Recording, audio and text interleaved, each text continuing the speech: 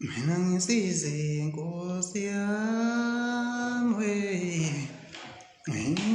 ngayiqini bantu ngaze ngizakhele isidina ngisize bawe ngayiqini bantu ngaze ngizakhele isidina ngisho ngobabantu baba sithengayo ukuze sihlale singena ngisize Nkosi yami ngingayitsheli bantu ngingaze ngizakhele isidina ngisize Nkosi yami ngingayiqini bantu ngaze ngizakhele isidina ngisho baba sithengayo ukuze sihlale singena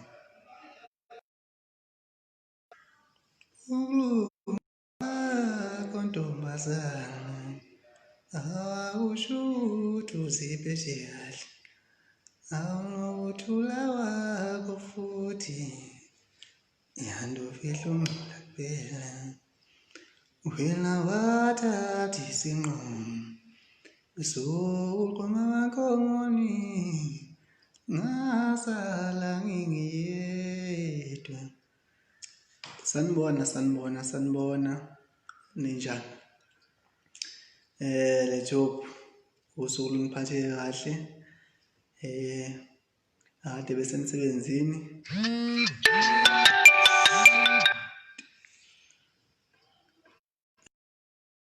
hlukana asethembe bafowethu konke kuhambe kahle sekunesikhashana nje ngagcina ukuvela ngapha ngizoniqalaza kulo live Biyela ngase ngithi namhlanje ake ngibuye ngizonisalutha ukoma kwami yiko wangiqhatha nobhayizane ngenze lutho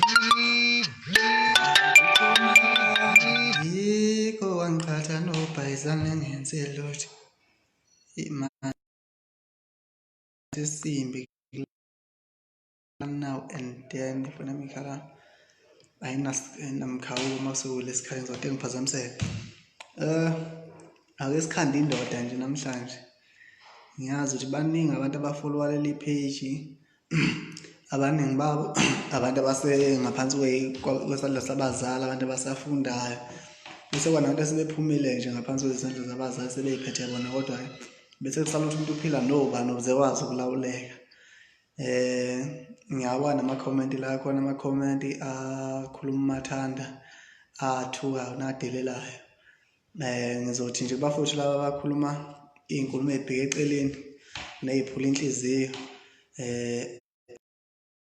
afikelwa akakwazi ukusheshe ecabanga into engaphula omunye inhliziyo emesuthi indlala iyakwenza ukuthi uthuke abantu ungaxabene nabo njengoba benza nje abantu ababhalayo la ngezansi abanye abadelayo kodwa okwamanje ngizobingela nje ababingelela abafowethu the top on right madoda okay ipage lami leli ngibonga kakhulu follow ngihlukahlukana kwabo mina ngikhothwa Biyela nje baningi bayangazi ngiyaswenka futhi ngiswenkele intombi mina insizwa nangazi kumele ngiyibusise ngiyibuyilale ngotshwala nje ngiswenkele ukubona zeyintombi mina khothwa Biyela nezinto zakhe asikhande insizwa namhlanje sikhande indoda izinsizwa awukwazi ukuthi uzofika eminyakeni ewu-35 ungenathi room ingekho into ekhonjwayo kuthiwa itafula laleya ndoda le ezama kulona awukwazi uzofika eminyakeni ewu-35 akumele ube neminyaka ewu-35 kale phezulu noma kusuka 32 kuya phezulu ibalance yakho ikisale ibe u-0 awakabi indoda njalo mangabe usakwazi ukwenze njalo igama elithi baba uthi umemeze kuthiwa baba liso lingakakufanele mangabe uneminyaka ewu-35 kuya phezulu, ibalance yakhe sakithi 0-0. Cha, akukwazi. Akumele uthi mawuhamba ney'ngane zakho noma wey'ngane zakho edrobheni, iy'ngane zakho mangena ko-Shoprite kanje, iy'ngane mayibamba ama-chips, sabamba ama-chips, ibambe ikani le-drink ngapha, usuthi akusale. Lokho indoda ayikwenzi lokho. Nje kutheni usuku ngena esiteshini sithi baba, hhayi mawube ubaba nge-mistake. That's why ubona kunabantu abanamagama abawaphinda kusho kwamakhelwane kuno-Uqaulity, naseceleni kokuba Uqaulity kube khona omunye Uqaulity osanda kuzalwa. Sekuphele amagama, lo muntu usuthwala nge-mistake lo qanjwa ngegama lomunye umuntu asondelene naye. So madoda, if uyindoda uzofika eminyakeni ewu-35 awunathi room, ibhalansi yakho ingaphansi futhi ka-5,000, ngizosho nje imali encane 5,000, imali yami yokuthenga iy'cathulo leyo. Ibhalansi yakho uma ingaphansi ka-5,000 awukakabi indoda ephelele lapho. Uma kungathiwa ngingena i-call lethe usegule, kungena i-call ethi ekhaya sekushoniwe, khona umphefumulo osudlulile. Uma uqala nje ukupatanisa uthi uye ekhaya, sekumele kufakelwe wena imali ukuthi usuke eGoli lapho khona noma eThekwini lapho khona, uze emngcwabeni unesililo esingcono kunesabanye laba basekhaya. Uyabo, indoda umuntu okukhalwa kuyena ekwazi ukuthulisa abanye abantu.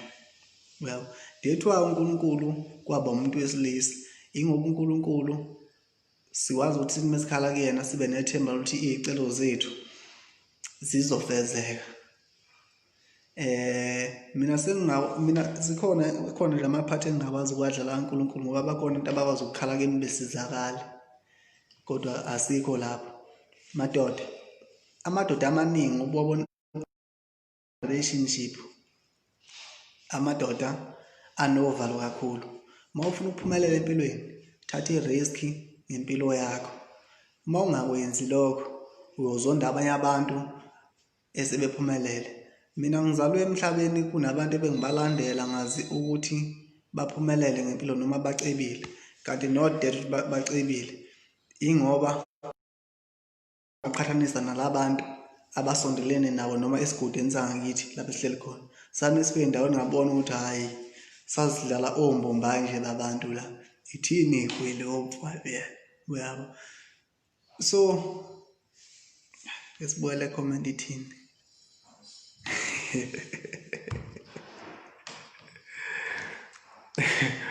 Okay. Mkhuleni mntu omusha bani, kunjani? Yize igama lakho ungakhona ulifunda ngale ekugcineni linokusasilungwanyana. Life ngenansi sizwakeli ngizongena ngokuthutha. Hayi ngikulive. Hakwena uthini? Uma kunokudingayo ungifonele. Okay. Yeah. Siyaxolisa abahlali. Umuntu omnyama ngaso sonke isikhathi ugada iphutha. Kuke kwavela ngikhuluma nenye intombi yaseGerman, umlungu lapha waseGerman.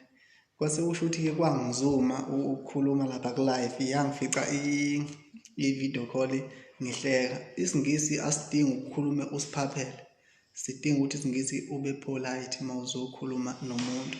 So ngangizothi uma ngikhuluma laphana kudinga ukuthi ngishintshe kwi-facial expression, khona ngizo-welcome umuntu esizokhuluma naye ilanguage ehlukile kunale kade ngivele ngiyikhuluma ne. So kwaphoqa ukuthi angunqabe u-live, ngingaqhubeki inkulumo naloya mlungu.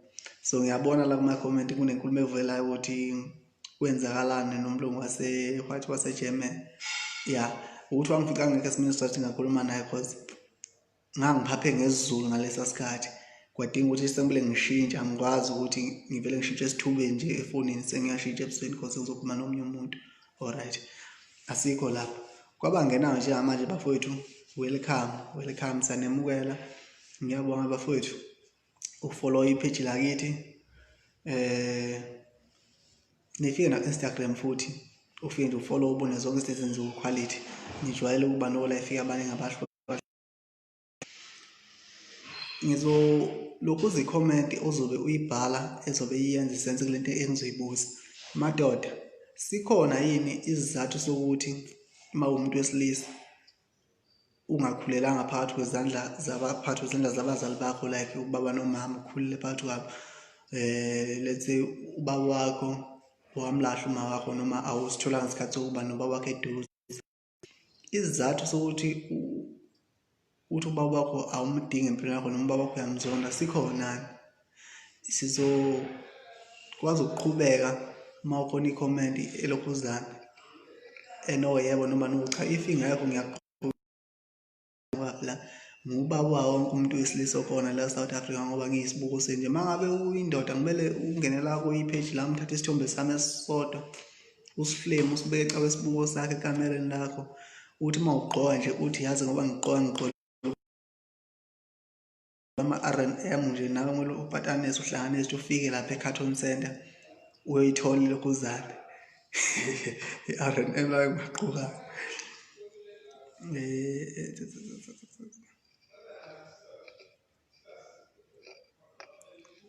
Okay, ngoba abayiphenduli lento ekade ngibabuza yona. Kunabantu besilisa ngenxa yokuthi ubelokhu enethemba lokuthi ukubethwa khona umama noma ubethwa khona ubaba ngabe ngikude ngempilo, kodwa abantu abaningi banabo vele omama obaba bajwayele ukushiya abantu besimame.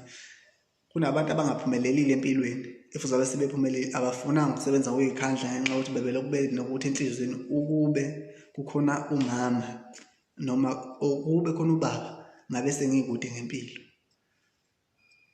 Awukwazi empilweni yakho ukubeka iphutha omunye amadoda ondlayo njengamanje iy'ngane, akwazi ukugqokisa iy'ngane zawo, afundisa iy'ngane zawo ikhona ey'phambili ngenxa yokuthi bathi angifuni ukwenza iphutha elenziwa ubaba. Ukubetha ubaba wakho wayengekho, akalenzanga iphutha lokuthi ekulahle, ngabe awuzanga wakwazi ukuthatha ama-responsibility engane yakho, ngabe akwazanga ukunakekela ingane yakho ngendlela oyinakekela ngayo. Kunabantu abangenandaba nabazali babo ngenxa yokuthi ethi umama akangikhulisanga noma ubaba akangikhulisanga. Awukwazi ukwenza lokho because lokho kusuke kupha isifundo sempilo ukuthi wena kumele ukhulume umuntu onjani, kumele ubekezele. uNkulunkulu akakwazi ukukwabela into ezokuhlula ukuyimanage, yabo. Awukwazi ukukhulu. Okay, kulungile phela. Kunenye indoda emnyama la ehluphayo, kodwa ngoba zikhona iy'ntokazi lana zokweni ngicobelele ngabokekesi ngizamele ngizobuza umkhulu, ngizofika kwena uma kuphela lokuzana.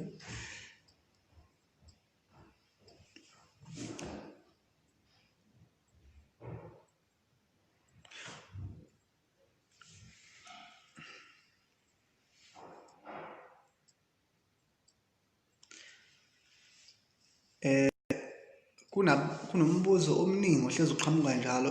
Sengihambe ama-radio station akhona la KZN, ambalwa ama-radio station engakaze ngiwahambe a-serious. Sengihambe ama-radio station amaningi a-serious ala KZN futhi aziwayo. Bezana nawo quality, imali uyenza kanjani? Benguphendula-ke nokusho ukuthi uma ngisawubona nala uvela la ku-live, okusho ukuthi umuntu besuke ngamamele ngaleso sikhathi noma abasanda kufika kuleli page because ngiyaphosta yonke into engisuke ngiyenza. Kunelokhuzana angikwazi ukuchaza yonke into la ephejini ngesizathu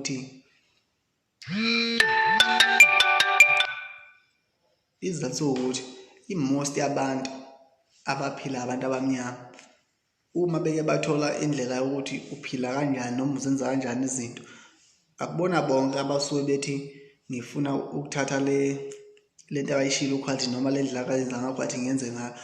I-most yabasuke befuna ukuthatha lokho okushilo beyovala lo mthombo okufakela impilo nempumelelo. So angikwazi ukuchaza ukuthi Uqaulity uphila kanjani, wenza ini nini ngaso sonke isikhathi.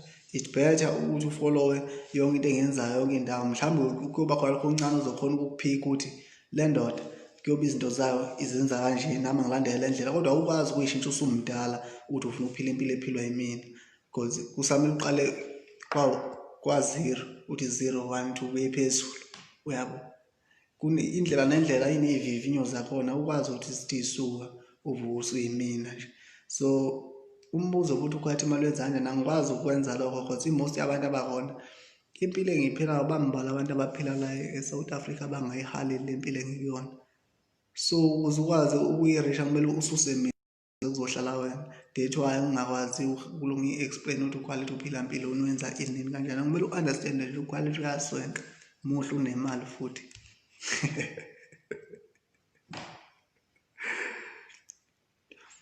So isizwe sakithi ukuze ukuthi noma kungathiwa abazali bakho bahlukana omncane akwazi usithola isikhathi sokuhlala nabo babili, uyitshele ukuthi lokho kuyisifundo sempilo yakho ukuthi wena ezakho iy'ngane zingakwenzi lokho, because iphutha ulibone ngoba akazi usithola isikhathi esanele nabazali bakho. Kubethwa wasithola isikhathi ngabe mhlawumbe uyadekela. So konke okwenzakala empilweni yakho kumele uyitshele ukuthi ilokho bekwabelwe wena, ukuthi bengabelwe omunye umuntu. Uma ukhala ukuthi nawe udinga ufisa ukuthi kuye kamabani ingane, lokho konke yikhona mfowethu ngicela ukwemukela. Uma ukwazi ukwemukela izinto uyakwazi ukubongela omunye umuntu empilweni owenza izinto ezinhle. Ubona nje abantu bathukana kangaka kula ma-social network, bazondana kangaka, bagada iphutha lonke iphutha elenziwa umuntu onakiwe noma ogqamile, ingoba abantu abafuni ukwemukela usizi lawo noma ukuhlupheka kwabo, futhi uthatha ukuhlupheka kwakhe ekwabela omunye umuntu. Ukuze nizokhula insizwa zakithi, nani intombi, lesi simo sabhekene naso sithathe usivalele enhlizweni yakho, usho ukuthi nake mkuyoze kulunge, ngiyafisa ukufana nobani. Kunabantu la obona ukuthi lo muntu lo emesondela empilweni yami akazile ukuzongikhulisa noma ukuzongivulela amanye amasango engisafuna ukuwavula, uzovala yonke le mithombo ekade ingifakela injabulo. So kunabantu odinga ukuthi noma ngoba fica bekhala kanjani ungamthulisi, ngoba uyothatha okukhangelela, uyothatha lobo bukhosi ompheko efuna ukudicilela wena phansi. Ngikhanda indoda mina la kulelo kuzana kulo life. Uma uthola impilo nempumelelo nenjabulo, uthatha ifoni yakho kube yiyona ifoni yakho yokuxoxa ngenjabulo yakho. That's why ubona mina emavidweni awusuwabona isikhathi esiningi hlezi vele izinyo ngihleka ngijabule. Isizathu salokho ukuthi yonke into engiyenzayo abantu babona isiyenzekile. Umngani wakho uma umxoxa nje ufisa ukwenza ukuthi yena akusuke ngakujabuleli, usefisa abe kwenziwa uyena lokho.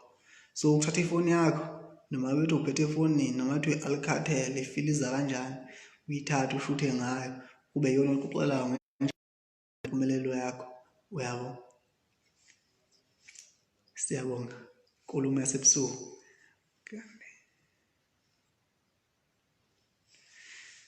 Bafowethu ngabe ngiyawafunda ama-comment, kodwa manje nibaningi kakhulu and then angisakwazi ngiqale njengamanje ngifunde ama-comment. Ngingazange ukubethwa bengithe ngisuka nasekuqaleni, ngabe ngisuka nginimemeza ngamagama, ngabe kube fair lokho.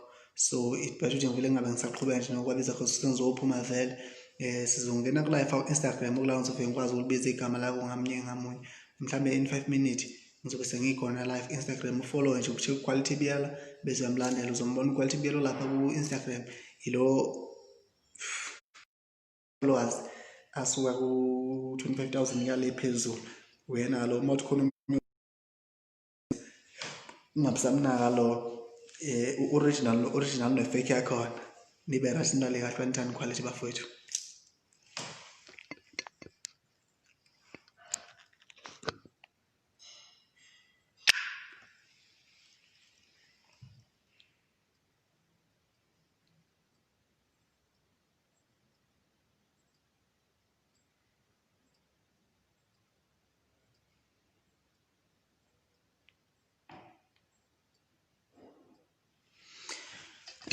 Ithemba lami nguwe mamezala wami, iso lami wena mkhwekazi, wena uyakwazi konke okwenzekayo, Yesu uzenza umuntu omuhle. Wena uma ungibona uyejabula, kodwa uma ungibona uyethokoza, ehlomeleni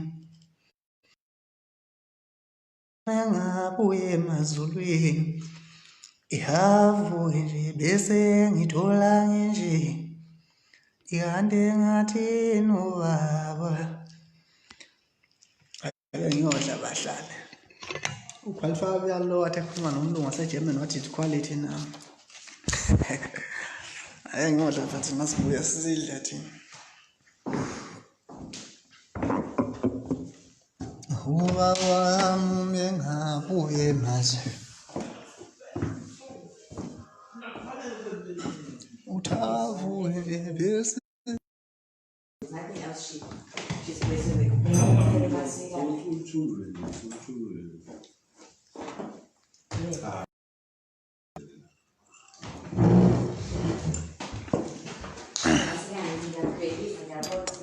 Nayazi lensizwa bahlala Ungifake live.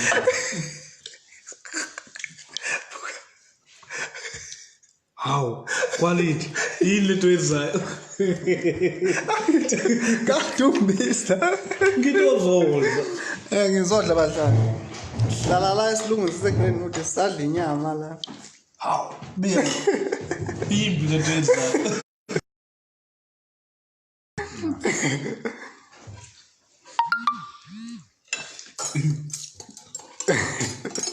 Abo ngipheka hlanze ngabami.